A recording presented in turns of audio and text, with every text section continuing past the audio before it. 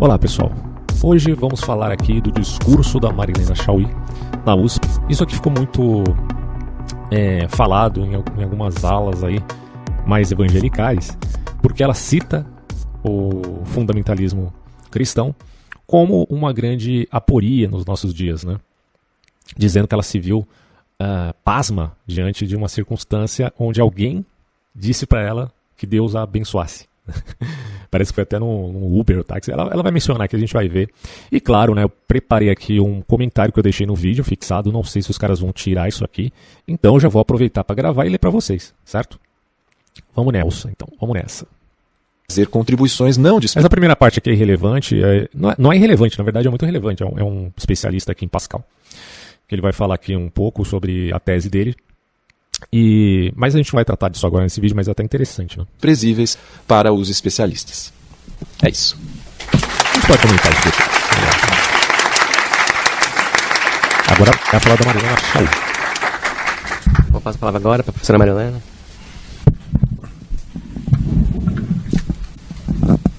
Bom, boa noite a todas.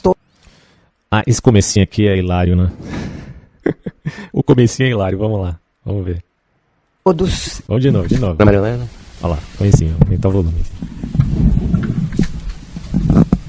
Bom, boa noite a todas, todos e todes. É claro que no meu texto aqui embaixo eu comentei isso, porque para muita gente parece uma coisa relevante, vamos tolerar, né? Mas, ok, eu vou tentar explicar o porquê que eu vejo com muitos problemas esse tipo de saudação. Vamos lá. Obrigada pela disposição de vir aqui para o lançamento do livro. Antes de falar sobre esse volume, eu gostaria de explicar a origem dessa história da filosofia que eu estou fazendo.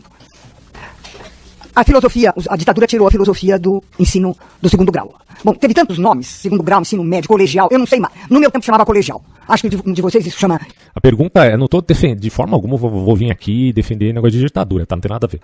Mas assim, a pergunta que se faz é que tipo de filosofia está sendo representada aqui no Brasil, né? É necessário a gente pegar um histórico para esclarecer melhor o como foi a formação acadêmica ou da classe acadêmica na terra do piniquim brasileira, porque realmente tem uma peculiaridade aí que tem que ser muito bem colocada. Até a ênfase, né, mais efetiva no método estruturalista. Então você percebe que tem um cânon, né, uma canonização de determinados autores e que fugir disso parece causar estranheza neste tal, entre aspas, culto universitário. É bem problemático isso daí. Eu sempre fui crítico, mesmo antes de fazer faculdade, eu já era crítico disso e percebi fazendo que realmente a gente tem um déficit muito grande de autores que destoam dessa canonização realizada aqui no Brasil. Mas para falar sobre isso a gente tem que, levantar o histórico de como foi essa formação aqui no país e é uma coisa que dá mais trabalho, né? Mas quem sabe eu faça isso no futuro, aqui no canal. Ensino médio, eu não sei. Foi tirado do curso secundário, o ensino da filosofia. Não acho certo isso de forma alguma, acho que tem que ter filosofia sim, mas se você usa a filosofia apenas como um instrumento para desconstrução, aí desculpa, não é filosofia, é um pedaço de um processo de autocrítica que se diz filosófico e que se apresenta como uma totalidade, né? Isso é um enorme problema. E no final dos anos 60, no começo dos anos 70, nós iniciamos, a partir daqui desse departamento do pessoal da PUC, nós começamos uma campanha pela volta da filosofia ao segundo grau. E uma das coisas que nos preocupava era o fato... Ok, mas filosofia não se resume a Spinoza nem a Karl Marx, né? Desculpa dizer, mas vamos lá. Participou disso, Sérgio, também. Era o fato de que os futuros professores não tinham tido nenhum contato com o ensino da filosofia no segundo grau. O que é que se ensina nesse nível de aprendizagem? Olha, eu já dei aula em escola, tá? E realmente é muito problemático você querer ensinar filosofia pra molecada.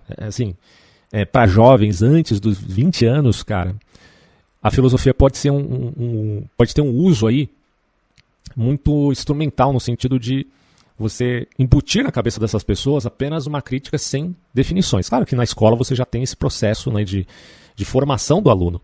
Mas, no fundo, o que acontece quando você introjeta pensamentos estranhos, eu não estou querendo proibir nada aqui, tá? Eu só estou dizendo que o efeito pode ser de uma dissonância cognitiva. Porque nós sabemos hoje, pela neurociência, que o cérebro do jovem está em formação. Na verdade, alguns especialistas na área vão dizer que ele está em formação até os 25 anos, não é nem até os 21. Isso varia um pouco de autor para autor, mas enfim. Ali na casa dos 20 anos, quase até a metade, né? Ou seja, nos 25 anos. Então é um negócio assim que, ora, você está querendo formar pessoas ou você está querendo deformar pessoas? Tá? Porque o ensino de filosofia, quando a filosofia tenta tocar no DNA da sociedade, ora, isso não é uma coisa para amadores, isso não é uma coisa para pessoas que estão ainda em formação. As pessoas precisam se formar primeiro para depois alcançarem esse patamar e começarem a pensar criticamente. Não estou dizendo, claro, que um jovem não possa pensar a filosofia antes dos 25 anos. Claro que pode, né? Lógico que pode. Mas desculpa, não é para todos, né? Não é para todos. Então a grande dificuldade eu acho que tem que ser uma coisa muito gradual, muito calma. Agora, se você já chega lá desconstruindo tudo, cara, bagunçando a cabeça da molecada, eu acho muito errado. E já entra também quando você tem uma intencionalidade, que é uma espécie de doutrinação na escola, onde você tem uma hegemonia de pensamento, né, daqueles intelectuais orgânicos que a gente já citou aqui. Orgânico não no sentido de uma formação espontânea, que aí eu defendo, mas no sentido de uma formação já dogmática, a uma certa visão de mundo. Isso, para mim, é um absurdo sem precedentes, tá? Sem precedentes, porque esse pessoal está usando, afinal de contas, do nosso dinheiro, dos nossos impostos, certo? Então, nós demos cursos, né, Maria das Graças? Nós demos vários cursos para os possíveis professores do segundo grau. Então veio gente de toda parte do estado de São Paulo e tudo, bastante gente mesmo, e nós dávamos aulas, como se fossem aulas do segundo grau, para eles terem uma ideia de como é que era. Depois, com a cabeça de história da filosofia que esse departamento botou na minha cabeça, eu pensei, que foi que eu tive quando eu estava no segundo grau? Bom, meu professor deu lógica no primeiro clássico, e depois deu história da filosofia no segundo e no terceiro clássico. Ok. Evidentemente, acho que não é bom começar com lógica, mesmo porque a primeira coisa que eu ouvi de filosofia... Eu ia fazer uma piadinha maldosa aqui, mas que tem um lastro, né, melhor dizendo, de verdade, que o pessoal da esquerda não gosta muito de lógica, né? Eu tinha 15 anos, uma classe do colégio estadual Presidente Roosevelt, que era considerado o melhor do Brasil, por ser público, porque era público que ele era o melhor. A gente chamava as escolas particulares de os clubes. Eram os clubes. Quem não quer fazer nada vai pro clube. Olha o que a ditadura fez. Bom, o caso foi que a lembrança que eu tinha... O rancor que essa mulher tem da ditadura é um negócio impressionante. Ela viveu a época também, né? Enfim. Era de algo que não dava para dar pros jovens professores. Era bom não começar com lógica. Porque na primeira aula que eu tive aos 15 anos de idade, a primeira aula de filosofia, o professor, que era lindo de morrer, lindo, uma coisa fora do comum, professor João Villa-Lobos, que na época vinha de moto. Isso era uma coisa que só em filme, só malombrando. Não, isso aí é o Exterminador do Futuro, né?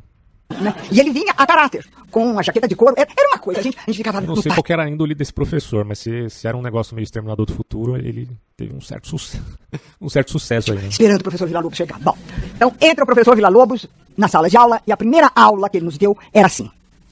Para a média da escola Ileata, Zenão diz, o ser é o não ser, não é, e a multiplicidade é ilusória. Evidente, e aí foi, não tem, o ser é eterno, o ser é imóvel, nós tínhamos 15 anos. Algumas das aí é que eu pergunto. Eu vou ensinar a escola Ileata para jovens de 15 anos. Tudo bem, é possível que eles consigam assimilar alguma coisa das ideias de pensadores pré-socráticos, como no caso de Parmênides. E aí tentar fazer essa síntese entre Parmênides, Heráclito e tudo mais. Pode ser interessante e tal, mas chegar a fundo nessa questão com esses jovens é muito difícil, é muito, muito complicado, tá? Pode ter ali uma pessoa que já esteja, que tenda mais, né, que tenha mais gosto, que tenha já um dom para estudar essas coisas. Pode ser, mas eu acho que é muito complicado para jovens. Não estou dizendo que não possa ensinar filosofia no ensino médio, tá? Mas eu acho que tem que ir galgando as coisas. Não adianta você chegar lá querendo ensinar Parmênides, bicho. Assim, enfim, né? Não, pelo menos você pode trazer uma introdução dos autores, mas aprofundar isso mesmo tem que ter mais maturação, né? São anos de estudo. As colegas, sobretudo as mais frágeis, começaram a chorar, porque elas não entendiam nada do que estava fazendo lá. Nada. Mas não tem que chorar, não entender mesmo. Quem que vai entender, porra? 15 anos. Absolutamente nada. Outras estavam espivitadas. Que será que é isso? E eu e mais duas colegas que acabamos vindo para cá, tivemos a consciência de que tínhamos tido pela primeira vez uma aula de filosofia. E para mim foi o instante no qual eu descobri que o pensamento pensa sobre o pensamento. Então, pode ser interessante. Eu não quero ficar fazendo críticas gratuitas a Marilena Cherry. Todo mundo sabe que... Bom, eu estou dizendo assim, o pessoal que acompanha esse canal aqui sabe que eu penso diametralmente oposto a qualquer coisa, ou muita coisa, na verdade, do que essa senhora diz. Mas é interessante ela mencionar que ela teve uma impressão. A aula, ela talvez não tenha, obviamente ela não entendeu naquele momento, mas aquele discurso filosófico causou uma impressão nela. Isso pode ser uma coisa interessante para jovens, né? Eles serem impressionados pela filosofia. Pode ser uma coisa boa. Ou não. Também isso varia bastante. E a linguagem fala sobre a linguagem. Foi uma coisa nesse palamério da escola Eliatas, eu não diria. É interessante nesse ponto. É óbvio que para a meninada que veio para a faculdade, já tendo passado pela ditadura e não tendo tido filosofia no segundo grau, não era possível uma coisa desse tipo. Então, cada um de nós, na sua especialidade, deu aulas e fez sugestões bibliográficas, tudo. E depois, eu, com a minha cabeça de história da filosofia, falei, olha, vamos fazer uma coisa. Uma coisa que é importante para esse pessoal é um contato com a história da filosofia. Então, eu sentei e com os livros que eu tinha de história da filosofia, eu fiz um volume que começa com os pré-socráticos e termina em Sartre. Começa com os pré-socráticos e termina em Sartre. Aí você pergunta, será que ela passou por todos os autores de lá até aqui? Ela mesma vai responder isso, tá? E vocês vão se surpreender. Assim, chega a ser, sabe, anedótico essa história, mas vamos ver. E era tudo datilografado, e isso circulava por toda parte.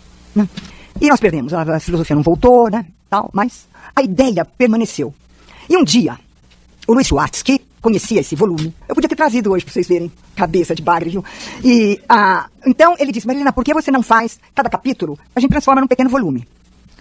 E essa era a ideia, cada capítulo, tal qual ele está, vira um pequeno volume. Mas aí eu já tinha amadurecido, eu já tinha feito mestrado, doutorado, docência, e eu achava que não dava mais para eu deixar qualquer coisa aí. Então, eu falei, não, eu faço questão de colocar todo o discurso dela na íntegra aqui, comentando para vocês verem, tá? Para ninguém dizer que eu estou tirando a coisa do contexto. Vamos lá. Eu vou escrever cada volume. Aí eu fiz a filosofia antiga, né? Fiz a filosofia romana, período romano, e entrei nesta coisa da qual vou falar agora, que é a filosofia cristã. Já quero avisar vocês que não farei um volume sobre a Idade Média. Aqui começa o show, pessoal. Aqui começa o show. Não pode falar da filosofia da Idade Média, olha só que coisa. Eu me recuso. Se arrependa, tá. Então é interessante, né, você fazer um volume sobre a história da filosofia pulando a Idade Média. Coisa linda, né, de se ver. Meu Deus. Não farei. Tá. E nem farei alusões à Idade Média. Nem alusão, não existiu. Ela não existiu. Olha, eu particularmente quero deixar bem claro para vocês aqui que eu não estou defendendo a Idade Média, tá? Eu não queria viver na Idade Média, eu prefiro viver realmente no século XXI e tudo mais. Mas vamos lá, você dizer que a Idade Média foi uma pura e simples Idade das Trevas é um absurdo, né? Você desconsiderar ou descaracterizar os filósofos escolásticos também é um absurdo. Tudo bem, você pode fazer críticas aos filósofos escolásticos, eles inclusive não concordavam entre si, um criticava o outro. Você pode ter ali uma visão diferente, uma tentativa de entender melhor um autor ou outro, você pode ser mais tomista, mais escotista, ou mais voltado ao nominalismo de Guilherme de Ockham, você pode ter um monte de visões, mas você não pode pular os autores, porra. Isso é um absurdo, assim, é inominável que alguém queira falar de filosofia pensando que pode literalmente apagar um período da história da própria filosofia. É ridículo isso, cara, é ridículo. Eu vou saltar daqui pro Renascimento. Tudo bem. Não sei se terei vida para ir além do Renascimento, pode ser que não dê tempo. Mas eu estava falando pro Sérgio que agora eu me dedico de coração ao Renascimento, porque eu decidi que eu não vou ser mais uma intelectual, eu vou ser uma sábia. E a única maneira de ser sábio... Sábia, entenda-se militante? Estou perguntando, não estou afirmando nada. Estou só perguntando. E ao Renascimento. E é por isso que os autores do Renascimento não são considerados filósofos, porque não cabe no método estrutural. Tenta fazer ordem das razões. De fato, escolas de pensamento mais voltadas para a religiosidade tendem a menosprezar muito o Renascimento. Acho também isso problemático, tá? Da mesma forma que eu estou dizendo que você tem que sim estudar a filosofia da Idade Média, você também tem que estudar os pensadores da Renascença. Acho que uma coisa não pode excluir a outra, tá? Invariavelmente. Vamos lá. Nos filósofos da Renascença, nos pensadores da Renascença. Põe o Leonardo da Vinci ou Giordano Bruno e em ordem das razões. Não sobra nada. Vira uma bobagem total. Imagine Montaigne ser um Lord da Raison. Tem propósito. Todos têm que ser estudados, né? Com sábios, a gente tem que lidar com sabedoria. Né? Então, Vou focar nessa ideia de sabedoria aqui no meu texto, tá? Já vou ler isso aqui pra vocês daqui a pouco. Pra finalizar, na verdade. Entre essa promessa que eu fiz a mim mesma de fazer a Renascença e o que eu já fiz, eu fiz esse volume heterodoxo, porque escrito por uma espinosana, né? Que não tem... Se fala espinosana, não sei. Você que era um espinosista, mas tudo bem, vamos lá. Portanto, complacência nenhuma com o mundo cristão. Ok. Nenhuma complacência. Não tem complacência com o mundo cristão, ela é espinosista, espinosana, sei lá como é que se diz, tudo bem. Mas eu tomei distância dos autores cristãos sobre a patrística. Por quê? Porque 99% dos historiadores sobre a patrística são cristãos que fazem apologia do cristianismo. Rapaz, isso aí é um pega pra capar, né? Porque, na verdade, estudar a patrística também envolve cristãos distintos, tá? Por exemplo, você tem muitos historiadores da igreja. A história da igreja é um estudo, assim, fascinante, cara. Você tem tanta obra boa. Eu mesmo tenho aqui em casa uma obra do Ernie Kearns, que é a história da igreja completa. É fantástico, né? Uma obra incrível. Só que tem um viés mais protestante do que católico, tá?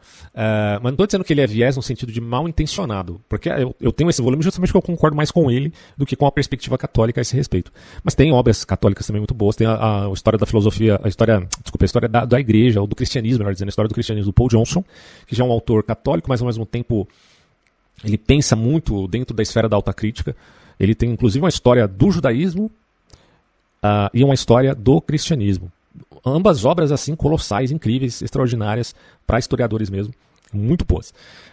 Claro, tenho ressalvas, tá, com esses autores, tendo mais aquela visão do Ernie Kearns, inclusive, em sua história do cristianismo. Mas são obras assim muito interessantes e tal, e que não ficam pulando, tá, personagens da história ou escolas de pensamento da história. Isso é um absurdo, né? Mas vamos lá, vamos ver. Se é para fazer isso... Mas o que eu estava dizendo, né, que é um pega para capar, porque existem tendências de variados temáticas a respeito do cristianismo, né? Se é uma coisa mais católica, se é mais protestante. Geralmente se divide mais no Ocidente aqui entre católico e protestante, mas tem outras vertentes por aí, né? Algumas menores, como é o caso dos Mormons, dos Testemunhos de Jeová e tal, outras um pouco maiores, como na Igreja Ortodoxa. Isso é melhor não fazer. Então, eu tomei distância e claro, o livro não... a visão cética, né, que é o caso dela. Não é apologético. Não faz o elogio de jeito nenhum da patrística. Então, apologética não é necessariamente um elogio, tá? O fato de alguém ser um apologeta não significa que ele tem um viés, que ele tem uma tendência a mentir a favor de uma visão de mundo. Porque se for isso, né, todo mundo tem um viés, ok? Vou falar isso no meu texto também. Todo mundo tem um viés. Agora, o problema é quando o viés é preguiçoso, né? Quando você não tem autoconsciência do seu viés. Isso é um problema, tá? Então, não necessariamente, por exemplo, um apologeta cristão muito famoso, conhecido é o C.S. Lewis. Tem obras incríveis, mas alguns até chamam o Lewis de herético, porque não concordam com alguma determinada visão que ele tenha tido e tal. Mas era um pensador, pessoal. Ele era um pensador do cristianismo. Ele não era só alguém que lia a Bíblia. Ele era alguém que pensava o que ele lia. Ele era um literato, mas também tinha, né, uma postura clara de filósofo. Só que era comprometido, evidentemente, com a fé cristã. Mas ele pensava o cristianismo. Por isso que ele foi alguém extraordinário, né, no âmbito literário. E, enfim, teológico também. Agora, existem N perspectivas e visões a respeito disso que não necessariamente concordarão entre si. Mas isso não é um problema, porque o fato de você não concordar com tudo não implica que você não concorde com as questões mais essenciais, tá? Vamos lá. Essa é a primeira coisa. A segunda é o fato de que eu procurei mostrar que há uma filosofia cristã. Porque essa é a primeira pergunta que fazem. O Breyer, por exemplo, na história da filosofia dele, diz não se fala num matemático cristão, num físico cristão. Não há por que falar num filósofo cristão. É ridículo essa argumento. Um equívoco brutal. Eu começo eu não sei o contexto que ele diz isso, eu não li essa obra que ela cita, mas ela mesma está dizendo que é um equívoco brutal, porque sim, existe filosofia cristã, óbvio. Né? Tal cometido pelo Breyer. Porque uma coisa é não ter uma geometria cristã, mas uma física cristã chega no Bang Bang. Diz que a origem é o Bang Bang. Esse físico pode ser cristão? Não pode. Porque Deus não... Peraí, o que ela está querendo dizer com Bang Bang? É Big Bang que ela está falando, acho que é isso. Tá, quem teorizou a grande expansão do cosmos num átomo primordial, assim, estou falando tudo a grosso modo, foi o próprio Lemaitre, que é um padre. Então, tipo, o que ela está falando, na verdade? Tá? Tudo bem, eu sei que tem cristãos que são totalmente dissonantes à teoria do Big Bang, mas outros a admitem. E isso não implica que eles tenham perdido o seu lastro cristão, tá? Não existe essa ideia de que não possa existir um físico cristão que não molde a sua visão de mundo àquela determinada pretensão de explicar a origem do cosmos. Porque é totalmente plausível dizer que Deus criou o mundo. E se ele criou de um modo ou de outro, se ele criou tudo já pronto, ou se ele criou com essa característica processual, bom, isto não implica que não tenha criado, tá? Então, ainda é possível se interpretar dessa forma. Criou o mundo a partir do nada? Aí é que tá. Se você apela à teoria do Big Bang, você pode dizer que criou a partir do nada, no sentido de que o nada representasse uma singularidade. Tudo bem, é controverso ainda dizer que a singularidade tem algum vínculo com a ideia de ex nihilo, criação do nada, tá? Mas eu abordo muito isso nos meus vídeos anteriores, inclusive sobre o erro epistemológico do Stephen Hawking. Mas de qualquer maneira, se você quiser ainda fazer uma interpretação desse tipo, ora, na singularidade você não tem ainda, ou pelo menos as leis físicas, como de fato se estruturaram. Tá? Então, você poderia ainda falar de nada nesses termos e tentar validar essa ideia, sem problema nenhum. Na verdade, quem faz isso de maneira primorosa é o Wolfgang Schmidt, como eu já citei aqui, na sua obra Enigma Quântico. Então, um físico cristão? Wolfgang Schmidt, físico cristão. E aí? Acho que ela nunca leu, né? Obviamente, esse autor. Com certeza nunca leu. O grande físico era judeu, era Einstein. Né? Mas Einstein acreditava no Deus de Spinoza, então não ajuda muito, vai. Isso é uma realidade. Mas teve muitos... Heisenberg, minha senhora, Heisenberg era praticamente um aristotélico, né? Vamos lá. Ele diz, não pode ter um cientista cristão. Tá, e aí, como é que foi mesmo que se deu a passagem? É ridículo dizer que não pode ter um cientista cristão, é um negócio ridículo. É aquela mesma história lá do Pirula, né? A ciência... Não, pera. A ciência não é uma pessoa, não é um ser personificado. A ciência é um monte de coisas. Na verdade, não existe só um método para todas as disciplinas que a gente chama de ciência. Na verdade, existem métodos diferentes para tipos de investigações diferentes, tá? Daí a gente já não pode falar de ciência como uma coisa una, mas plural. Então, desculpa, pior ainda é você personificar a ciência, né? Do geocentrismo ao heliocentrismo, quando a gente foi pra fogueira, o que aconteceu com o Giordano Bruno, inclusive, e obviamente que vale uma grande crítica, né? A igreja nesse período. Galileu, quando virou a luneta pro céu? Então não vem que não tem. A minha ideia é, o cristianismo é uma forma de institucionalidade sociopolítica que decide os rumos da ação e do saber. E por isso é preciso discutir de onde é que essa coisa...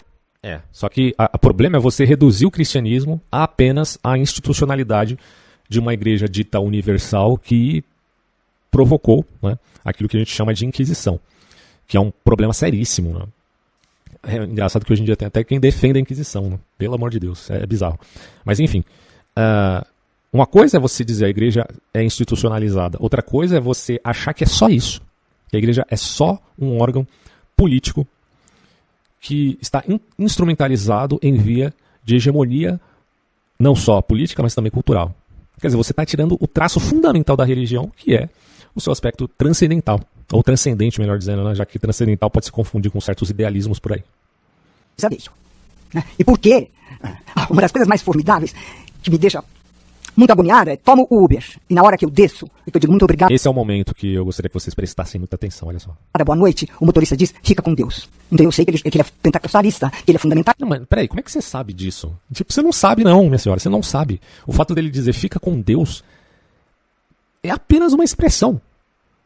Provavelmente ele acredita em Deus, mas ele pode ser católico, ele pode ser espírita, ele pode ser de qualquer outra religião, inclusive evangélico, inclusive protestante.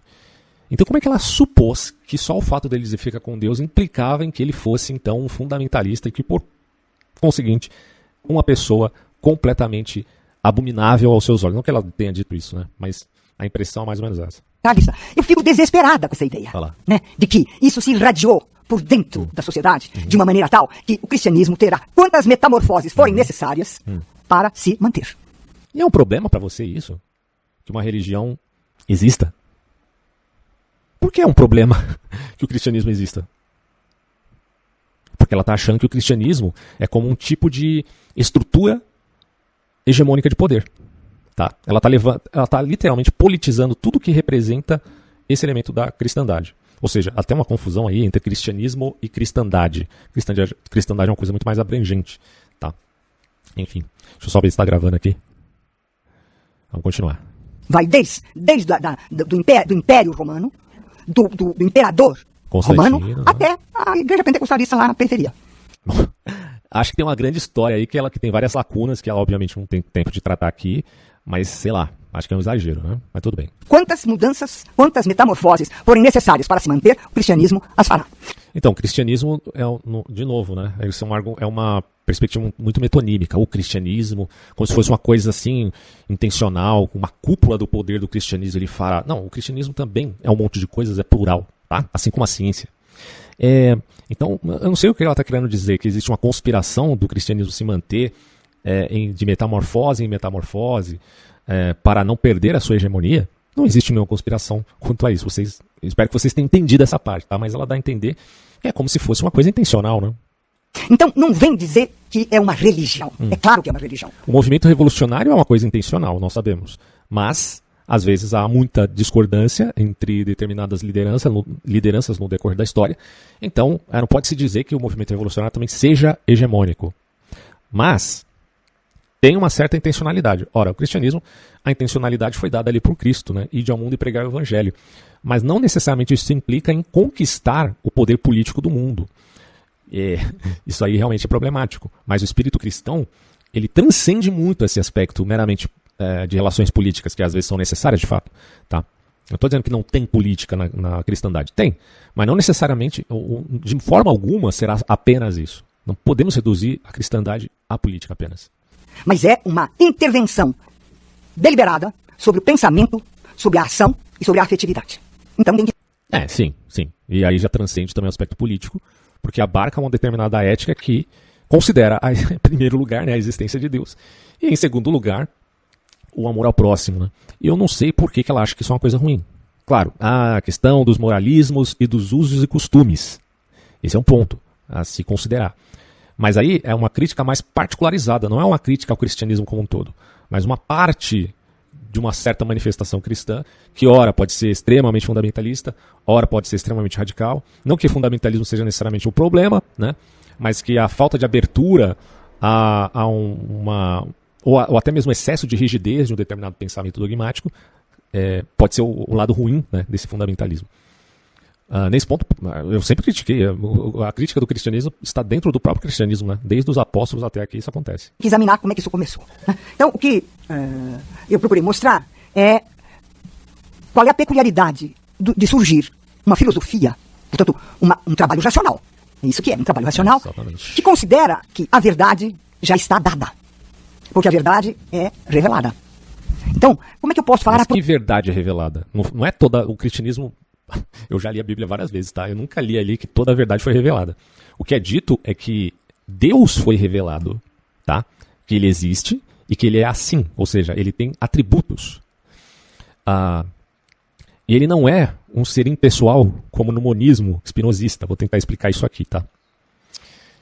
Ou seja, não se está dizendo que Deus foi totalmente revelado, mas que sua essência ou seu caráter, né, como diz a igreja cristã em geral, foi revelado. Ou seja, as boas novas do evangelho cristão, para quem já leu a Bíblia, vai entender na hora, assim, Deus é amor e ele enviou seu filho para salvar o mundo. Isso é cristianismo, simples, né? Aquele negócio de João, Deus amou o mundo de tal maneira que entregou seu filho para que todo aquele que nele crê não pereça, mas tenha vida eterna. É isso, né? Então, essa é a revelação, mas não é uma revelação total de tudo que acontece, né, no além do mundo natural. Ninguém nem sabe como que é o além do mundo natural, meu. Só existe um monte de especulação por aí. Procura da verdade. Porque a verdade já está revelada. O que significa... Então, a verdade está revelada nesses termos, tá? Que Deus existe e que tem interesse pela criatura humana. Ou vamos colocar assim, né? Que do ponto de vista do antropomorfismo, porque o cristianismo é muito acusado de ser antropomórfico, vide as palavras do próprio Spinoza até, quando critica a ideia de Eucaristia, mas consideremos aqui que não é o homem criado à imagem, não é Deus criado à imagem do homem, como diria Feuerbach, mas é o homem criado à imagem de Deus. Quer dizer, quem inverteu isso foi Feuerbach, bem depois da Bíblia, né, de Gênesis ali. O cristianismo ensina que não é uma tentativa de antropomorfizar Deus, mas que, pelo contrário, é uma espécie de teomorfismo, onde o homem foi criado à imagem de Deus. Mas entenda-se a imagem não no sentido de formato, né, que Deus tem 2 braços, 2 pernas, ou que Deus precisasse de ter olhos, ou ouvidos, ou nariz para cheirar. Quer dizer, você está materializando e complexificando, tornando um Deus um ser complexo, atomizado, e obviamente que não podemos pensar Deus nesses termos. Mas quando se fala de imagem e semelhança, se fala de um aspecto que abrange vontade e intelecto. Tá? Então, nesses termos, podemos falar de um teomorfismo, ou seja, que não é o antropomorfismo puro e simples, criticado por muitos autores aí céticos. Significa que a razão tem que se acomodar ao que já está revelado. E é por isso que 3 lemas estão presentes nos diferentes filósofos cristãos da patrística, nos diferentes padres da igreja. O primeiro lema é: creio para entender. Então, Depende, né? Depende Por exemplo, acho que na escolástica alguns podem admitir, o Warren Kearns admite dessa forma, tá? Passível também de outras interpretações, que, pelo menos numa vertente mais tomista, você busca as razões para a fé, tá? E não só crer para entender. Dá a admissão, inclusive, de que há uma prova, uma argumentação sólida de que Deus existe por conta, né, dessa premissa do argumento ontológico, tanto horizontal quanto vertical, já explicado aí no meu vídeo sobre o assunto. Então, nesse sentido, você pode dar atribuições a uma vertente de que você tem a razão primeiro, e que, portanto, os filósofos conseguiram chegar a Deus justamente pela razão, para aí depois crer, mas aí crer, claro, pela revelação. No agostinianismo, você tem uma tendência a mais no sentido de crer para entender. Tá? Isso é bem abordado ali na obra do Warren Kearns, inclusive. Se eu quiser entender, se a razão quiser funcionar, eu primeiro preciso crer. O segundo lema é, eu entendo para crer. Isso, é isso mesmo. Preciso saber do que se passa para compreender por que eu devo crer. E o terceiro diz, creio e entendo. Mas o tempo, esses 3 lemas que vão dividir os pensamentos. É um fato mesmo. Como eu disse, essa questão é bem abordada ali pelo Warren Kearns, inclusive. Dos renascentistas, dos padres da igreja, eles se dividirão entre creio para entender, entendo para crer e creio e entendo. Ou seja, surge uma questão que seria inominável para um grego, ou mesmo para um romano, de estabelecer a ideia de que eu preciso crer para entender, ou de que eu preciso entender para... Bom, isso é uma questão relativa à teoria do conhecimento, que abrange não apenas o aspecto propriamente dito de uma teologia natural, que é abarcada ali, por exemplo, para Aristóteles, mas de uma teologia revelada. Quer dizer, é claro que Aristóteles e Platão não falaram de uma teologia revelada porque eles não tiveram revelação nenhuma. Simples assim. Tá? Agora, quando você tem uma noção dual entre teologias, ou uma metafísica natural e uma metafísica revelada, é evidente que você vai trabalhar com outros conceitos, meu Deus do céu. Qual que é a dificuldade dessa mulher entender isso? Para crer. Ou de que eu não posso crer e entender claro que é separadamente. impensável para os gregos. Essa é a chegada do cristianismo na filosofia. Né? Ele vai produzir cada um desses lemas que eu estou apresentando aqui como cada um desses lemas da polêmica. Eles se entredevoram, eles se pegam. Lá, os padres entre eles, os diferentes bispados, o que tem de... Sim, existe muita discussão teológica, pelo amor de Deus. Quem não sabe, né, dos concílios, na história toda, isso aí. Agora, isso acontece em todo lugar, pô. Quando você quiser falar da primeira, segunda internacional, do pega pra capar entre anarquistas e marxistas, aí eu quero ver se ela também não vai usar a mesma ênfase. De cisma. E aí isso me leva cisma tem em todo lugar, lógico. Ao outro tema, ao qual eu dei muita ênfase, e que normalmente se passa como... A tendência cismática a um pensamento de vanguarda é muito comum, né, na natureza humana. Gato sobre brasa, que é o tema das heresias. Que diabo de religião é essa, que é a única que existe? Agora, o islamismo virou isso. Mas porque o cristianismo estava lá para trabalhar. Esse elogio ao islamismo é absurdo. O islamismo só ficou estragado porque antes veio o cristianismo, que deu ideias erradas pro islamismo se estragar depois. É mais ou menos isso que ela está falando. Criar o islamismo e criar hábitos no islamismo que ele não tinha. Olha lá. Né? É inacreditável, cara. É inacreditável, meu irmão. Não se compara, cara. Jamais tente comparar o radicalismo islâmico com o cristão. Porque por mais que você tenha tido certos grupos cristãos radicais e assassinos, né? Porque tinham misturado um pensamento cientificador, faccioso e político no meio, e dando a ele atributos da religião cristã, nada se compara ao Islã, tá? No radicalismo desses grupos terroristas, como, posso citar vários aqui, Irmandade Muçulmana, né? Pautada na Irmandade Muçulmana, como é o ISIS, como é o Al-Qaeda, como é... E aí tem outras vertentes, né? Tem tanto vertente xiita quanto a vertente sunita. Né? O Hezbollah, por exemplo, o Hamas, que inclusive o pessoal da esquerda gosta de levantar a bandeira aí do Hamas. Então é fácil você chegar aí nesse discurso e criticar o cristianismo como sendo o contaminador da civilização ocidental, né? E dizendo que o coitado do islamismo foi contaminado pelo cristianismo. E que, portanto, você não tem uma crítica muito assídua ao próprio islamismo. É a impressão que a gente tem aqui quando ouve um discurso assim. Fecha parênteses. Então, o que acontece? Cada padre, ou cada conjunto de padres, entende a revelação de maneira diferente, entende a fé de maneira diferente e, portanto, a filosofia de maneira diferente. Só que a revelação... Então, como eu falei antes, você tem pontos de concordância e pontos de grande discordância. Isso varia. Mas isso não elimina os pontos de concordância, tá? E, portanto, se nós variamos na interpretação da revelação, um de nós está errado. E vai porque começar a revelação foi divina, mas a interpretação é divina também. Porque esse é um argumento até católico, né? Se a interpretação não for tão divina quanto a revelação, então nós temos um grande problema, porque a revelação não cumpre o seu papel, certo? Mas aí é que está o ponto. O fato da revelação ter sido dada é que ela é de fácil entendimento em muitos aspectos, mas que ela não abrange todo o escopo da realidade. Isso é uma coisa óbvia. Então, no aspecto salvífico e soteriológico, está bem claro ali. Quem não entendeu, não entendeu. Tudo bem, você pode dizer, mas espera aí, não está tão claro assim, porque tem a questão da salvação por graça, salvação por obras, isso também demanda, né, questões a se pensar do ponto de vista mais calvinista, mais arminiano, mais católico. Tá, tem de fato esses elementos, mas o que também não impede a vivência, tá? Consideremos aqui cristã, não impede o fato de existir essas controvérsias. Pode até levar você a uma prática um pouco estranha dentro da fé, por exemplo, sou calvinista porque acredito que tudo está já pré-determinado por Deus, Deus escolheu antes da fundação do mundo, se você vai para o inferno ou não. Isso pode te levar a ter uma mentalidade um pouco estranha e viciosa na sua vida, né, prática. Mas não necessariamente impediria, tá, que você tivesse uma vida dentro daquelas liturgias. Tá? Isso que eu estou querendo dizer. A noção de ortodoxia, a opinião correta, e não a de heterodoxia, uma outra opinião. Você pode pensar em heterodoxia, ortodoxia e heresia, propriamente dito. E realmente isso foi um grande problema na história da igreja, ao ponto de você matar pessoas por elas pensarem diferente, como é o caso de Miguel de Serveto, morto queimado porque não acredita na Trindade, sendo que isso não está extremamente claro na Bíblia, né?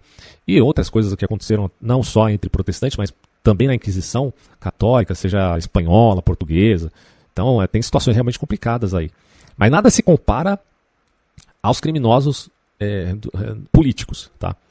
E do poder secular, tá? Desde os mongols até os totalitarismos do século XX. Então, isso aí está tudo bem deflagrado, inclusive na histórias de democídios e genocídios que eu tenho aqui no meu canal, que é um vídeo só sobre esse assunto. Na verdade, são 3 vídeos e em podcast está unificado. Mas a de heresia, porque a palavra heresia significa a escolha voluntária de uma opinião. Então o herege é culpado de ser herege, porque ele usa a vontade, o exercício da vontade, para se afastar do que está estabelecido, em geral, pela institucionalidade eclesiástica. Então, e a divisão, é claro, ela não é só uma divisão intelectual e religiosa, ela é uma divisão social e uma divisão política. E não é por acaso. Então, né? Depende do momento histórico essa divisão política, porque, no fundo, por exemplo, numa sociedade de democracias liberais como é o Brasil, você pode ter essa união temporária entre, por exemplo, cristãos, católicos, judeus e vários outros grupos que defendam uma perspectiva mais, consideremos aqui, conservadora. Isso varia também, tem muitos católicos atualmente voltados mais à esquerda, né? Inclusive o Papa Francisco, diga-se de passagem. E tem também muitos protestantes mais à esquerda, mas são minorias, né? A maioria realmente é conservadora, por conta da tendência que a religião já dá a isto. Que, no século XVII, no mesmo instante em que Henry queima na Inglaterra os católicos, Henri, na França, através do Duque de Guise, queima os protestantes. Sim, é um apelo às guerras religiosas, dizendo que, bom, se há guerras religiosas, se eles estão se matando, então, desculpa, isso compromete a revelação cristã. Esse é um argumento muito utilizado, inclusive, para a abertura ao liberalismo, né? Ao poder secular, porque o liberalismo, no fundo, nasce justamente por conta, não só por esse motivo, claro, eu só estou fazendo aqui uma avaliação sem querer ser reducionista, tá? Tem vários elementos em jogo. Mas um deles é, sem dúvida nenhuma, o fato de existirem guerras religiosas. Os caras estão se matando e a gente tem que decidir de uma maneira mais adequada uma forma de minimizar esses problemas, tá? E aí você tem o surgimento mais efetivo de um poder secular, né? Você já tem, portanto, uma clara divisão ali, liberal, diga-se de passagem, entre um poder laico e religioso, que um não necessariamente se misturaria a outro. Na Inglaterra, o catolicismo é uma heresia e você queima, põe na fogueira. E na França, o protestantismo é uma heresia, você põe na fogueira. O que eu quis enfatizar é que a heresia não é simplesmente uma opinião discordante. A heresia tem um significado social e político, né? Porque quando a gente lê os historiadores da patrística, eles falam de... Aí ela já está fazendo um anacronismo terrível, né?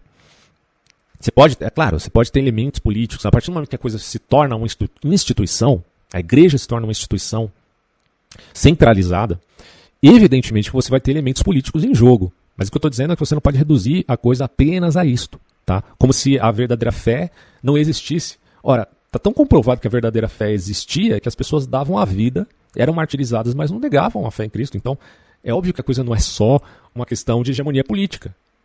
Esse eu acho que é o grande erro da ênfase aqui da Marilena Chauí, né? De não entender essa coisa óbvia. Heresia. Tem que falar, não tem jeito. É uma quantidade enorme de heresias. Mas é Quando diferente. entra essa questão das heresias, realmente o cristianismo tem um sério problema de lidar com as divergências, porque ao mesmo tempo que o cristianismo tem que defender a verdade dogmática, ele tem que lidar com quem está ensinando coisas estranhas, né? Como, por exemplo, os grupos gnósticos. Então, como é que a gente lida com isso?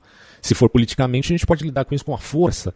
Então, era realmente uma sinuca de bico ali, né? De como você preserva uma tradição mais pura da fé cristã e, ao mesmo tempo, você tenta também preservar, dentro dessa discussão, a vida das pessoas, para que elas literalmente não morram por conta de uma heresia.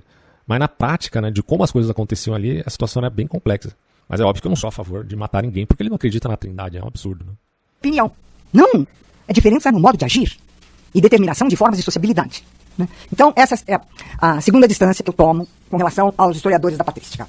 Outra coisa que eu procurei fazer foi marcar as divisões entre os apóstolos.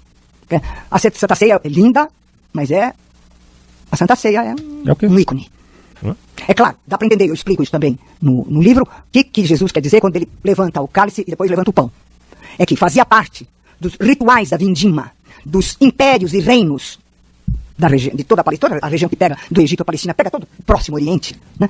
Eu prefiro falar Judéia, tá? Eu não sou contra os palestinos, acho que os palestinos têm direito a ter a sua terra, obviamente.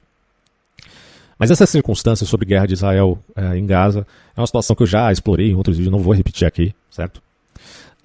Mas você chamar aquela Judéia, que era chamada de Judéia naquela época, tá, de Palestina, tudo bem, não era toda a região da Palestina hoje que era chamada de Judéia na época, mas a grande parte era Judéia. Você chamar aquilo de Palestina, naquela época não faz sentido, era Judéia. Nessa região, fazia parte dos rituais que, no dia que começava a vindima, o rei fazia um banquete e oferecia ao povo, ou ao seu povo, o pão e o vinho. E é isso que Jesus faz. Isso que aparece como uma coisa espantosa. Acho que, então, né? Olha só, Jesus ele conhecia a tradição do seu povo, tá? Principalmente na figura de Abraão. Tem muita gente, inclusive, que... Esses caras céticos aí estão levantando a bola sobre a inexistência de um Abraão histórico. Abraão histórico nem existiu, então não faz nem sentido a fé cristã e tal. Eu tenho um vídeo que eu falo justamente sobre a história de Israel, falando mais precisamente de Abraão, né? De como o Paul Johnson, que é um historiador, apesar de ter uma certa profissão de fé, ele tem também enfim, ele é um historiador, ele usa o método histórico para estudar. E ele fala do pressuposto da existência, assim, ou pelo menos da possibilidade da existência de Abraão. Tá? E nesses termos, nós sabemos que Abraão também tem a prática ali do pão e do vinho, que se torna representativa, ou pelo menos integrada em texto, né, no Gênesis, para posteriores gerações, até a Cristo. Então é óbvio que quando Cristo fala do pão e do vinho, ele dá novos significados mesclados com a história, significados mesclados com grupos que já existiam na época, como eram os essênios, não que Cristo fosse essênio, tá? De forma alguma. Mas enfim, já tinha uma certa deliberação a respeito de práticas que existiram na época de Abraão, ou que se diga, né? Pelo menos na época de Abraão, presentes no texto, presentes na literatura judaica, tá? Então não era só por conta de uma tradição, como ela está colocando, dos reis e da vindima, mas, bom, se essa tradição existia, ela remonta ali, né, até figuras como Abraão. Miraculosa, porque será que ele fez isso? Não, ele se comportou como rei no momento da vindima. A novidade é que ele diz que ele é o pão. Exato. E que o sangue dele é o vinho. Essa é a novidade. Mas nós não sabemos se de verdade ele falou isso. Consta que ele falou isso. É uma questão do testemunho ocular, né? Eu sei que para a geração pós-moderna isso é um problema. Testemunho não vale mais, né? Só quando isso convém, inclusive. E é um problema. Né? É um problema. Há uma carta de Spinoza a um comerciante holandês chamado Burg. E num dado instante tem a discussão sobre a comunhão. E Spinoza ele veio sendo muito paciente nas respostas, nas explicações. Aí Spinoza perde a paciência. Diz, como é que você pode ser tão estúpido de achar que você coloca nas suas entranhas um pedaço de Deus? E se eu disser que você é parte de Deus, você vai dizer que eu sou herege. Se eu disser que você é uma manifestação particular do infinito, eu viro um herege. Mas você acha que comer o infinito na forma de um pãozinho é uma beleza. Ou seja, foi com essa cabeça que eu escrevi a patrística, viu? Bom, Sinceramente, cara, eu ainda vou tentar abordar alguma coisa sobre Spinoza aqui, mas assim, essa questão da Eucaristia é muito, assim, dentro da própria cristandade você tem muita discussão a esse respeito, que não necessariamente você precisaria pensar, claro que para os católicos isso aí é um dogma fundamental, né? Que Cristo está literalmente no pão e no vinho. Mas, para outros cristãos, vão pensar que isso é uma questão apenas simbólica, e, enfim, não vou entrar no mérito da questão aqui, mas por isso que eu falo que são pequenos detalhes que fazem toda a diferença dentro de uma contextualização maior, né? Por exemplo, a questão da ideia de substância, e a substância de Cristo estaria no pão, então você tem uma sofisticação do discurso católico já apelando até uma filosofia aristotélica para explicar a substância no pão, e que, bom, daria conta de explicar para Spinoza, por exemplo, que não é que o pão se tornou Cristo nos termos assim materiais, mas que a substância de Cristo estaria no pão. Tá? Agora, claro, o Spinoza vai acreditar que só existe uma substância, e que é Deus, e que todas as outras coisas são modos e atributos, então faria sentido para ele, pelo menos nesses termos. Tá? Mas a explicação da Eucaristia dentro de uma filosofia aristotélica até é interessante, não deixa de ser interessante. Agora, eu não sei, sinceramente, se isso é real ou não. Não acho que teria, sinceramente, não acho problema nenhum pensar a questão do pão e do vinho como apenas simbólica. Mas tudo bem, né? Se você quiser dar um peso maior a isso em termos metafísicos, admitindo o aspecto de substância no sentido aristotélico para a Eucaristia, também não vejo problema nenhum. Tem a questão dos evangelhos. Vocês sabem, os apóstolos se dividiram, né? Depois da ceia, eles se dividiram. Teve uma briga homérica entre Pedro e Paulo, uma briga homérica entre Paulo e Tiago, uma briga homérica entre Tiago e... Aí ela está cometendo um grande que hipérbole, né? Briga homérica. Tudo bem, teve uma discussão entre Paulo e Pedro em Atos dos Apóstolos, tem essa referência. Paulo cita isso também em uma das suas cartas. Teve uma discussão com Pedro a respeito de um determinado assunto bem específico, né? A questão dos gentios. Mas não vejo que isso tenha sido homérico, como ela está colocando. Paulo não coloca isso como uma briga homérica, assim que o distanciou completamente dos outros apóstolos, né? Muito pelo contrário, eles tinham contato, fizeram parte do concílio de Jerusalém, né, que não era não estava centralizado em igrejas como aconteceu depois, né, em Roma, né, agora Roma centralizou tudo. Bom, não, na época não, mas a igreja principal, consideremos, era em Jerusalém. Tá? Se tivesse que centralizar alguma coisa, para mim seria em Jerusalém, não em Roma, né, pelo amor de Deus, mas tudo bem. Né, o elemento histórico se relacionou nessa imbricação com o Império, aconteceu desse jeito, paciência. Mas o fato é que, por mais que eles discordassem de uma temática ou outra, que é normal, é comum, eles concordaram em alguns pontos bem específicos, tá? Que está lá no livro de Atos. Acho que Pedro. Eles se dividiram, eles brigaram de todas as formas, né? Nossa, que exagero, hein? Pô, pelo amor de Deus, a senhora está exagerando aqui, hein? Cada um recebia a revelação de um jeito, foi uma tragédia. Não. Mas de todo modo, a palavra de ordem era crescei e multiplicai-vos, espalhai a boa nova, que é isso que o evangelho quer dizer, né? Em grego.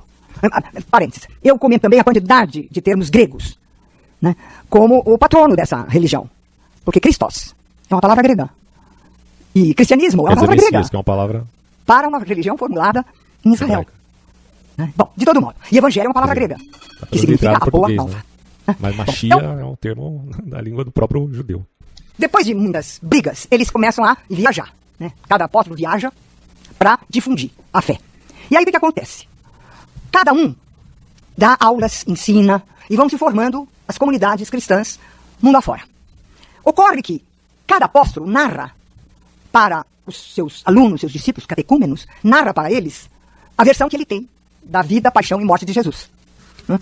E chega um instante em que essa boa nova, esse evangelho, tem as centenas. Cara, assim, igual eu falei antes, de fato, você tem uma proto-ortodoxia.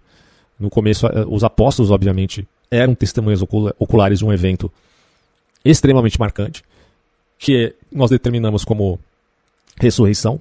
O caráter da ressurreição de Cristo vamos colocar assim, o elemento fundamental, não é nem a morte de Cristo, mas o fundamento da fé é a ressurreição. Por que eles tomaram a decisão, né, de pregar, de continuar pregando mesmo depois da morte do seu mestre? Justamente porque eles acreditaram no evento miraculoso, certo? A ponto de darem a vida por aquilo. Não era uma brincadeira, né? Algo aconteceu, e aí para os céticos é difícil de explicar o quê, mas que fez com que eles acreditassem efetivamente que Jesus ressuscitou. Eles pregavam isso. Não é tipo igual um muçulmano que vai lá, tem um testemunho lá de Muhammad e dos hadiths, né, das práticas do profeta, ele acredita ali porque ele leu e tudo mais. Não, a gente está falando de pessoas que conviveram com Jesus e acreditaram considerando que ele não tivesse ressuscitado, sabe-se lá por que eles acreditaram que ele ressuscitou, caso não fosse real. Eles literalmente acreditaram nisso e pregaram isso até a morte. Tá? Então os elementos fundamentais estavam presentes em todos. Existia alguma discordância em um ponto ou outro, você pode até falar de cristianismo no plural, não tem problema, mas desde que você não confunda isso com outros grupos mais efetivamente heterodoxos, que eram os gnósticos, né? Que aí já é uma coisa que destoa dos fundamentos. Então, tudo bem, uma coisa é você ter os fundamentos e discordar em alguns elementos mais que não sejam assim, essenciais, né? Que não sejam que sejam mais superficiais. Outra coisa é você ser completamente distinto até na narrativa apregoada pelo sujeito histórico, né? Ou seja, Cristo. Então, vai ser preciso dar uma reordenada. E dessa centena vão sobrar 4. Sim, aí depois, conforme o tempo foi passando, de fato você vai tendo muitas discordâncias. E aí, na centralização da instituição, você vai tendo os concílios que vão definindo, né, doutrinas específicas. Os quais, como eles diferem entre si, obrigaram a igreja a fazer os sinóticos, que é colocar lado a lado. O jeito que ela fala também é tão... com a falta de precisão assim, inacreditável, né? Obrigaram a fazer o sinótico. Não. Existiam estudiosos sérios da época que consideraram que os sinóticos, que os 3 primeiros livros que estão lá nos evangelhos eram mais fidedignos à figura ou à biografia de Cristo, né? Mas não foi uma coisa forçada, não foi uma coisa assim do tipo, coloca aí, assim como se não tivesse nenhum critério. Não foi assim, pelo amor de Deus. lado a maneira como cada evangelho narra a mesma coisa, né? Ou seja, o cristianismo, os primeiros textos cristãos já são divergentes entre si. E depois com coisas cômicas. Por exemplo, esses evangelhos que nós temos não são evangelhos escritos pelos discípulos. São escritos pelos discípulos dos discípulos dos discípulos. Há controvérsias quanto a isso, tá? Mas tudo bem. As cartas de Paulo, muitos dizem que não todas as cartas são autênticas, mas que existem sim cartas autênticas, tá? Inclusive muito próximas ali do evento da crucificação de Cristo. O que indica que realmente Paulo acreditava que Cristo ressuscitou dos mortos. Ele literalmente acreditava. Tá? Cartas que são dadas como autênticas pela crítica literária. Outras cartas, alguns vão dizer que não são autênticas, mas isso aí também é uma visão mais da alta crítica e existe muita discussão técnica a esse respeito, certo? Existem especialistas que dizem que todas que mencionam a assinatura de Paulo são verdadeiras. Outros vão dizer, pode ser que Paulo tenha ditado, mas outro tenha escrito, pode ser que alguém tenha se baseado na doutrina paulina para escrever e falou em nome de Paulo. Então existem N variantes aí. Mas o fato é que a maioria das cartas de Paulo, por exemplo, seguem, né, aquela visão mais específica de Paulo. Assim como acontece também com os outros apóstolos que não destoam necessariamente de Paulo, mesmo Tiago, inclusive, né, que fala de obras e não de fé necessariamente, mas que está abrangendo ali a fé também. Tá? Pode se coadunar com a doutrina paulina, apesar de aparentemente ser discordante. Então, um dos que escreve, todos eles não têm a menor, eles nunca foram à Palestina. E eles não têm ideia de como é aquilo. Então, eles confundem, eles imaginam. Isso aí, cara, assim, isso que ela está falando aqui é muito controverso, tá? Ela está dizendo que outras pessoas escreveram muito tempo depois e que eles não conheciam, portanto, a Judeia, né? Tá? Bom, até porque foi por Simão Bar Kokhba que aquilo se tornou na Revolução Judaica bem depois, né? Do ano 70, foi eu não lembro agora a data, 125, 130 depois de Cristo e tal, que teve aquela segunda revolta e que, enfim, acabou terminando também com a vitória romana e, por assim dizer, o imperador Adriano passou a chamar aquilo de Palestina. Muito se diz que isso ocorreu por conta da denominação que se referia, portanto, aos filisteus, Filistina e tal, e ele fez isso justamente para humilhar o povo judeu. Então tem toda essa narrativa, né? Mas o fato é que os evangelhos, o primeiro evangelho escrito, segundo a crítica textual, teria sido o evangelho de Marcos. Há quem diga que foi Mateus, mas há interpretações diferentes. Mas geralmente se diz que foi Marcos, né? E quando você lê aquilo, existem erros geográficos que são patentes ali. Bom, é uma questão mais controversa e eu não vou entrar nem no mérito da questão aqui. Sei que muita gente consegue explicar isso, tem autores que tentam explicar essas pequenas diferenças, tá? Até mesmo, como eu disse, né, de localidades, mas que tem uma forma de você ver a coisa assim, no sentido de que não foi um erro absurdo. Se você pega o Evangelho de Lucas, eu sinceramente eu não consigo ver. Tudo bem, tem muito questionamento sobre acontecimentos históricos nos Evangelhos, mas ainda assim, você dizer que eles não sabem nada que eram erros grosseiros, que só se percebeu no século XX, eu acho meio estranho. Tem muitos comentaristas que, o próprio Champlin, né, tem vários comentários do Champlin a esse respeito na Bíblia comentada dele, versículo por versículo, onde ele trata melhor dessas questões. Outros autores também, óbvio, muitos autores vão tratar disso aí. E eu não sei se essa imprecisão é tão grande assim como ela está falando. Tá, vamos ver. Então, não só os evangelhos discordam entre si, eles narram a mesma coisa de modo diferente, mas além de haver discordâncias entre eles, tem bobagem, tem muita bobagem. Né? Ninguém diz isso, porque é um texto sagrado. É um texto sagrado. Você está dizendo. Você e a maioria de muitos pensadores seculares que são anticristãos falam isso sem problema nenhum. Revelado. Foi escrito sob a iluminação do Espírito Santo. Eu sinto muito, mas o Espírito Santo estava ruim naquele dia, viu? Não entendeu? Cara, essa confusão é muito comum das pessoas, sabe? Que, principalmente essas que não sabem nada da fé cristã, mas que tentam falar dela do ponto de vista histórico. O Espírito Santo não é uma espécie de entidade que possui a pessoa e faz com que ela simplesmente mexa a mão e escreva para ele, né? Uma canalização, não é uma canalização espírita, minha senhora, que acontece ali. São agentes, são pessoas que foram inspiradas, não possuídas. Acho que isso precisa ficar bem claro, tá? Inspirada é uma coisa, possuída é outra, completamente diferente.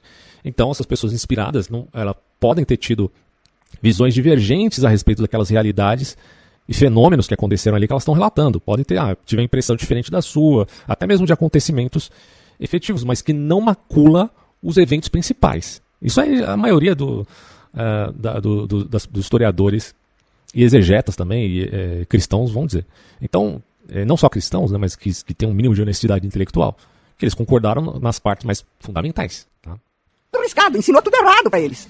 Então, não é possessão, minha senhora, não é possessão. Claro que eu não dou esse tom cômico no livro, o tom cômico que eu estou dando aqui, eu faço isso com a maior seriedade. Né? Faço ordogeométrico demonstrado. Mas você faz com seriedade. Bom, outra coisa que eu enfatizo muito e não falando a verdade, são as divisões sociopolíticas, tanto na sociedade hebraica como na sociedade cristã.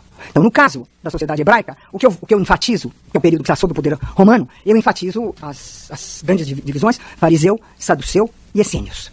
E essa divisão que pega de tudo, a origem social de cada um deles, o tipo de ensinamento, tudo. Mas ela está vinculada também à concepção diferente do Messias.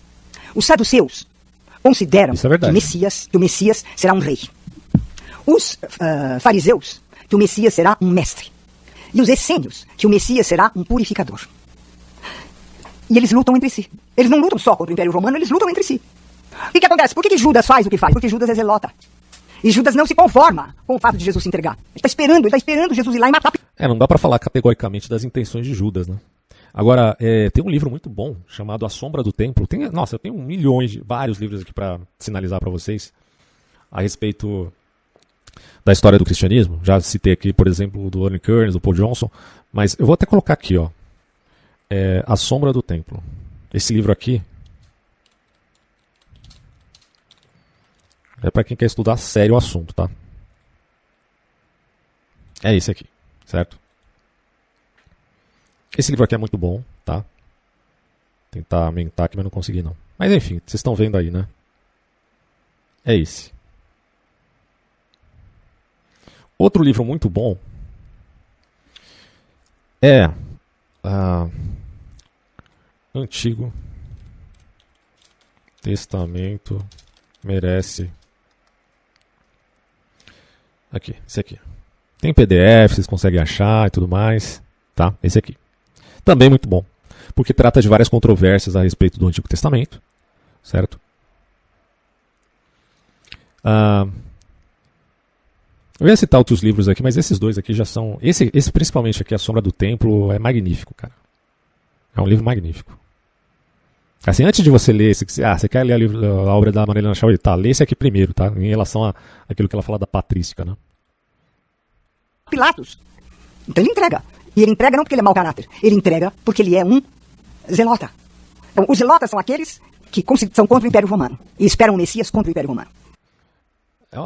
Ela não é uma especialista em crítica textual, tá? Ela fala com a convicção que parece que não é muito técnica do ponto de vista do estudo histórico a respeito, né, da Judéia. Mas enfim, ela está falando com muita convicção. Então você tem... E eu fiz um levantamento dos sentidos que a expressão Filho de Deus tem.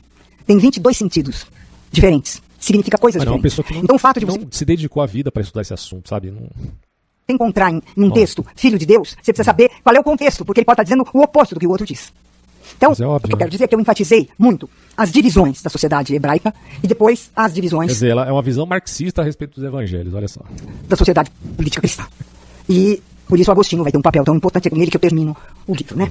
E eu enfatizo o nascimento da igreja. Eu não estou querendo também dizer que é só marxista, ela é uma filósofa, então ela, como ela mesmo diz, se diz mais espinosista, ela tem uma perspectiva e tal, mas do ponto de vista de redução dessas coisas a uma conjuntura socioeconômica e política, é um reducionismo abjeto, sabe? Como uma instituição político-religiosa. Olha lá. O fato dela nascer sob a égide do imperador Constantino, né? Constantino vai Não, ela não nasceu na égide do imperador Constantino, não. Ela nasceu na vanguarda do próprio Jesus, pô.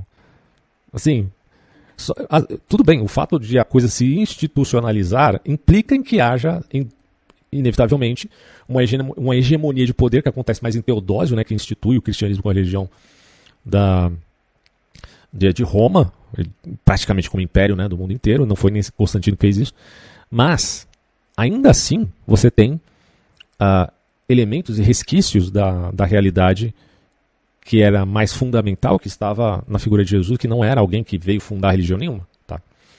Então, o fato de ocorrer a institucionalização da fé não implica em que a cristandade tenha morrido, mas que o cristianismo se institucionalizou e perdeu muito com isso, por um lado, ganhou algumas coisas por outra, foi abusivo por um lado, permitiu a evolução social por outro. Então tem vários elementos que você tem que avaliar, não como sendo bem ou mal, né, mas como sendo apenas um fenômeno histórico que aconteceu. De Niceia e diz, olha, não dá mais para vocês brigarem dessa maneira. Cada um de vocês é uma doutrina. Isso não vai levar a lugar nenhum. É preciso unificar, homogeneizar, produzir uma única doutrina. É que ela está dizendo como se a voz da sensatez fosse do Constantino, né? Quer dizer, de uma autoridade secular que nunca se converteu apenas por interesses, e aí, por conta disso, ocorreu o Concílio de Niceia. Né? Foi bem E assim, né? é sob a égide, portanto, de Constantino, que é produzida em Niceia, o credo. Né? Crê em Deus Pai Todo-Poderoso, no só seu Filho, Jesus Cristo nasceu, morreu, no Espírito Santo, o credo. Né? E que estabelece, portanto, as verdades da fé. É o imperador romano que faz com que os cristãos produzam o código da fé. E aí eles têm um instrumento para dizer isso aqui é heresia. Cara, isso é muito errado, cara, muito errado. Porque a fonte para se falar a respeito das verdades da fé jamais veio do imperador Constantino. As fontes são todas elas de antecedência da tradição hebraica, dos livros considerados canônicos, tá? Ou do que se foi considerado canônico no Antigo Testamento, partindo da tradição, por exemplo, da Septuaginta. Você pega textos que já eram utilizados naquele período, da versão grega, da Torá e dos profetas. Então, bom, o fato de você apenas organizar um evento não implica em que você tenha sido a causa da confirmação dos livros canônicos do Novo Testamento, já que o do Antigo Testamento já estavam pré-estabelecidos, digamos assim, por uma tradição, não que eles já eram estabelecidos oficialmente, né? Heresia não pode, né? Então, as primeiras heresias O discurso da Mariana Xavier é totalmente enviesado, cara. uma trindade. Uma trindade. Mas por que na trindade um chama pai e outro chama filho? Então isso significa que o filho foi gerado. O pai não é gerado, mas o filho foi gerado. Se o filho foi gerado, ele não é eterno. Se ele não é eterno... Então, ó, aí já demonstra um desconhecimento do que significa o assunto, né, da trindade. Tudo bem, você pode até falar que para uma visão ariana, de Ário, né, o gerado não significava eterno, tá?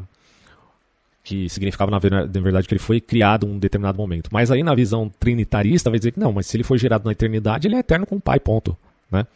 Porque o tempo existe só na imanência. Então, assim, existe uma discussão mais efetiva desse assunto, que você tem que conhecer os meandros da tradição, cara.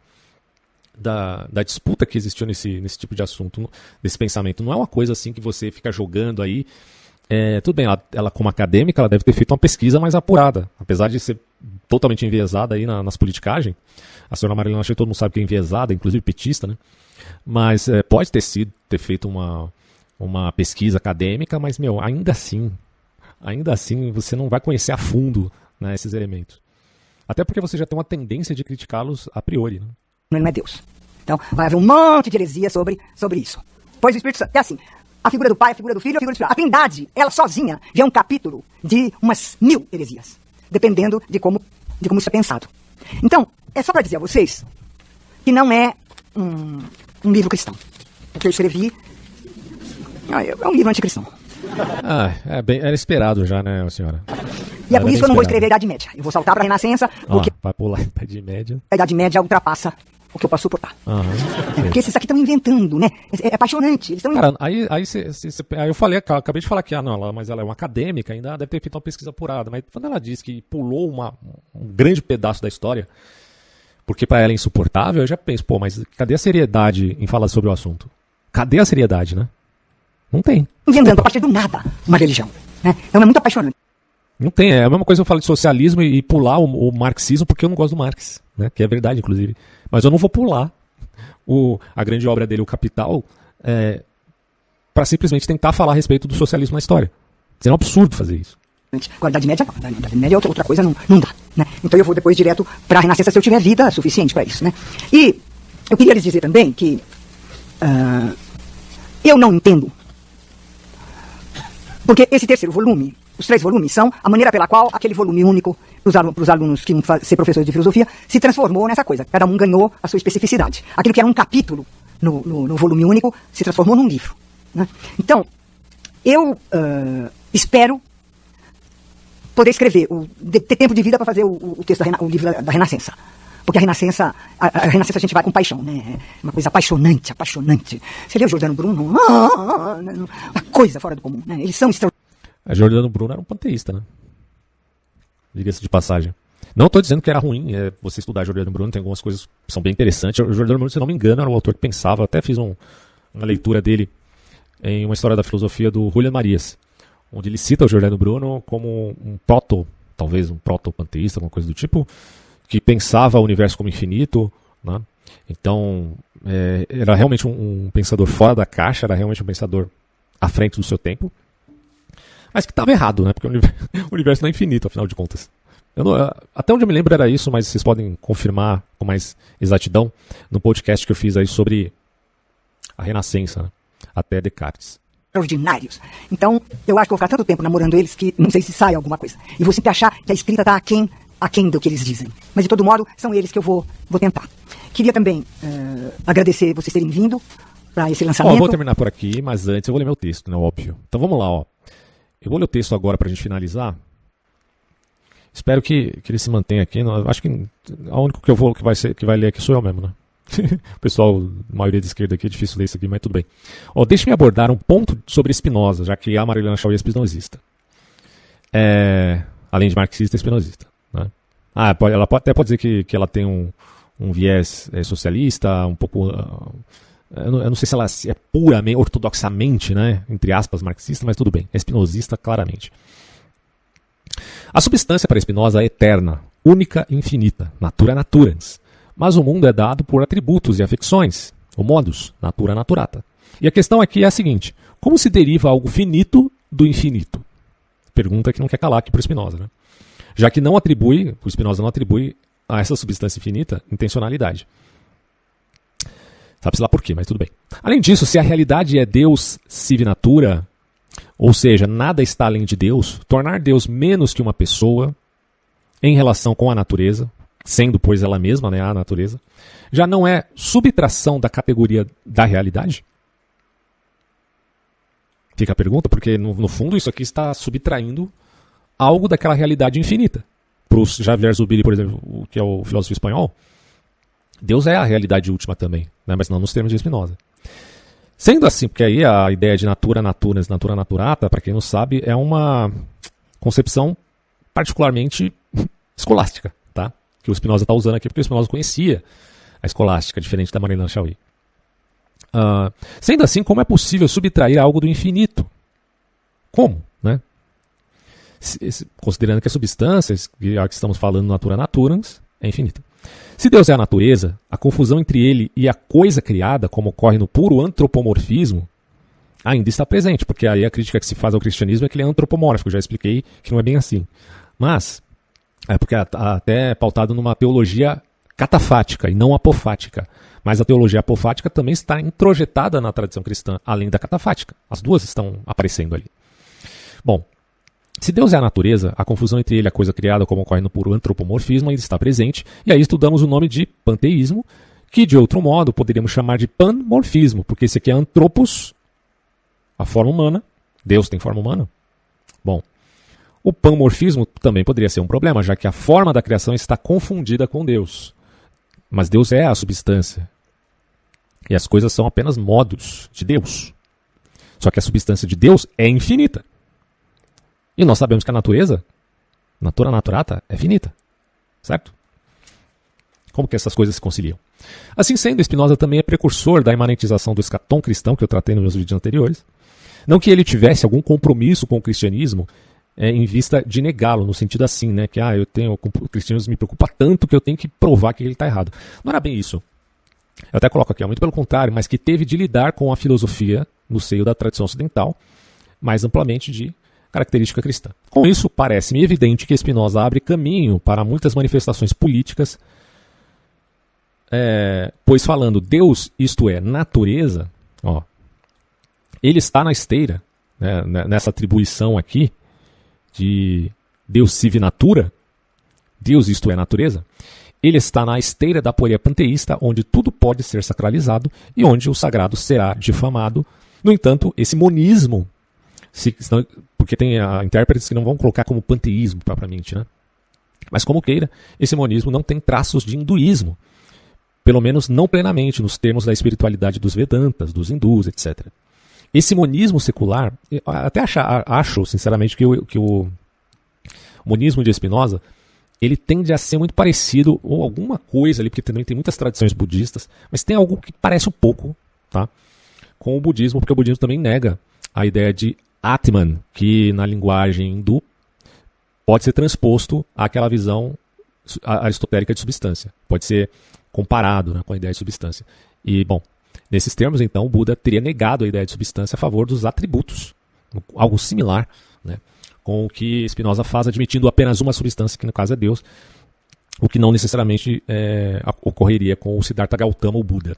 Bom, esse monismo secular é, pois, uma abertura que só veio a se manifestar com mais veemência na pós-modernidade. Vídeo pós-estruturalismo, por exemplo, numa tentativa de superar os vícios do iluminismo, tá? Eu já expliquei isso no meu vídeo sobre metamodernismo.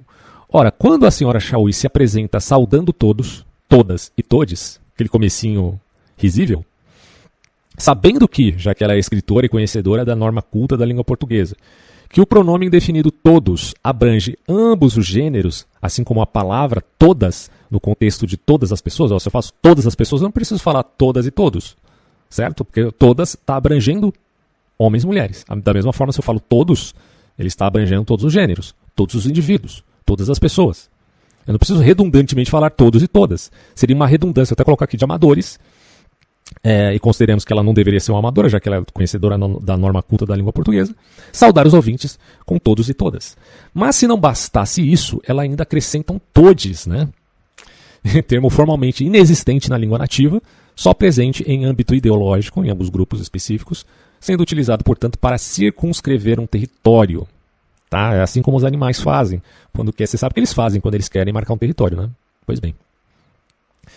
Para essa filósofa, se colocar como espinosista ou espinosiana, sei lá se ela se denomina, enfim, seguidora de Spinoza, lhe dá abertura a alguma espiritualidade, mas nunca dissociada do mundo como ele é.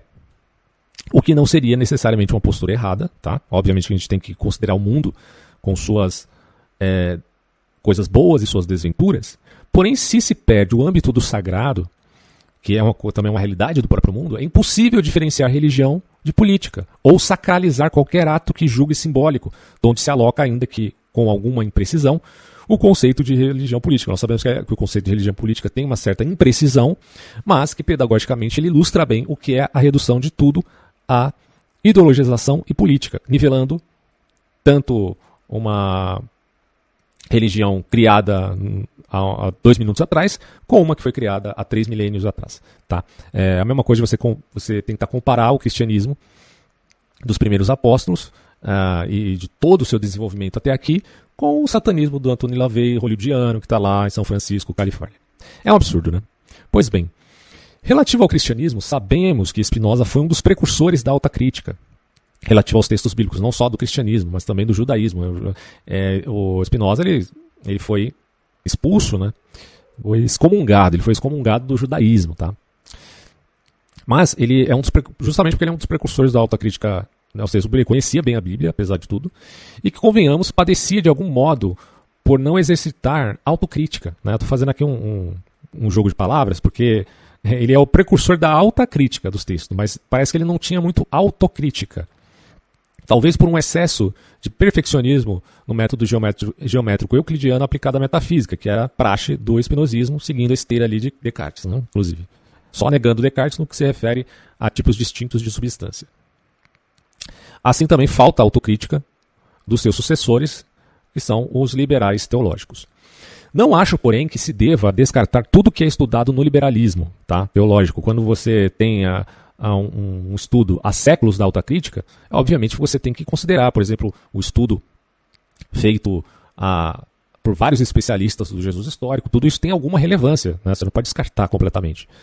E muito do que se estudou sobre a Bíblia tem muita relevância, não importa se você é racionalista, se você é cético, se você é cristão, se você é agnóstico, não, se você é católico.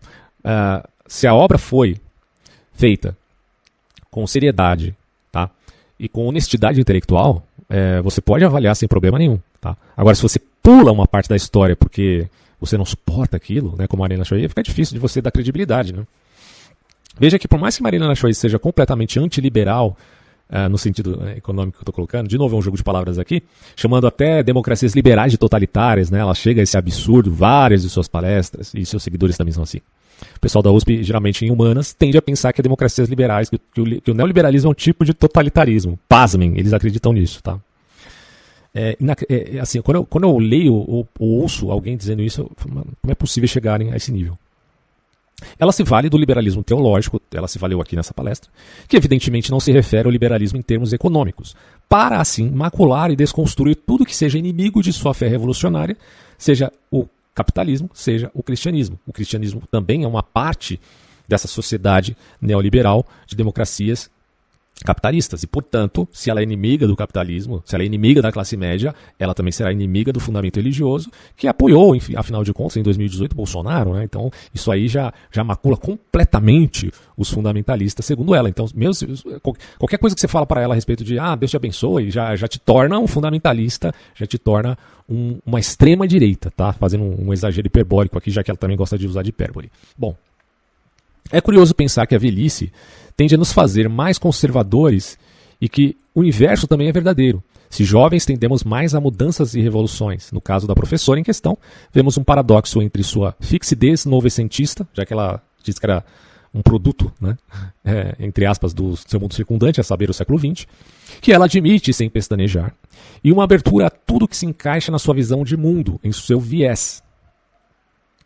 É por isso que não subestimo a interpretação de Ortega y Gasset a respeito do perspectivismo.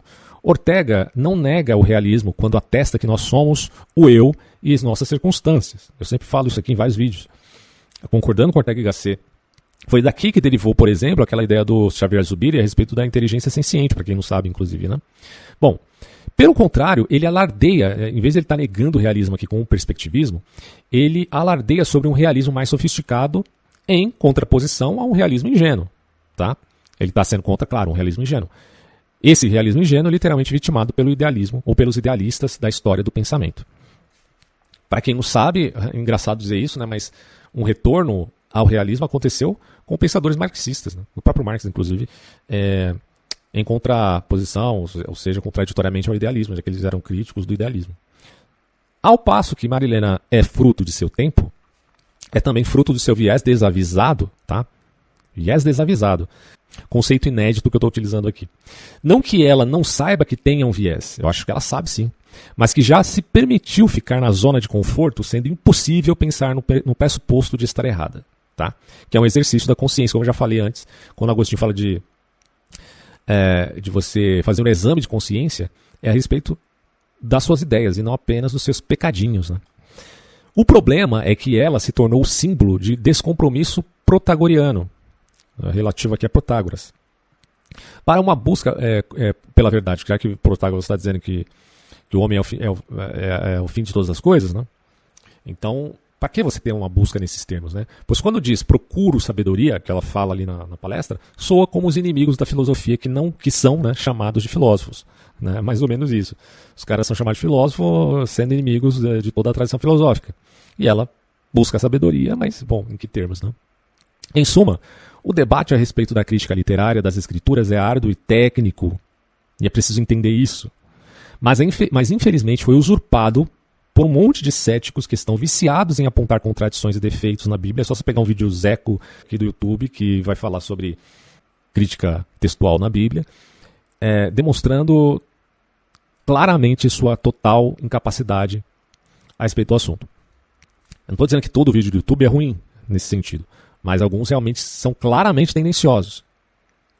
Então, só repetindo, mas infelizmente foi usurpado pelos céticos que estão viciados em apontar contradições e defeitos na Bíblia, à semelhança de Bertrand Russell, que, negando Deus por dizer que é absurdo pensar num ser autocausado, causa sui, ele ocultamente aceita o absurdo da autocausação do universo, saindo triunfante em seu discurso aporético, porque, enfim, são essas coisas que justificam suas almas. Assim como o cristão se justifica em Cristo, né? Porque toda a ideia de soteriologia parte do pressuposto de uma superação da culpa, a saber, justificação. Enquanto os cristãos se justificam aqui, na fé em Cristo, em Deus, aquele que é total e plenamente secularizado, na medida em que é ameaçado, né, de um pressuposto inferno, se justificará em desconstruir a fé de quem se justifica em Deus. Tá? Isso aí, principalmente aos militantes ateus, é uma coisa basicamente fundamental para eles. Então é isso. Essa é a minha crítica aqui a esse vídeo da Marilena Chauí. Muita gente diz que ela fez um discurso de ódio aqui aos cristãos e, de fato, ela se apresenta como anticristã de forma clara, ela mesma dizendo isso claramente. Né? E o que mais chama a atenção, que é um absurdo maior desse vídeo dela, é a surpresa que ela tem quando alguém simplesmente disse Deus abençoe. E ela já interpretou isso como um fundamentalismo cristão tão perigoso quanto os terroristas do Hamas, do Irã e do Hezbollah. Pois bem, essa é a mentalidade de alguém que estudou a vida inteira para chegar a esse tipo de conclusão. É triste saber isso. Espero que a gente tenha uma salvaguarda aí a esse respeito. Né? Ou seja, não deixe o seu viés ficar tão desavisado assim. Até mais.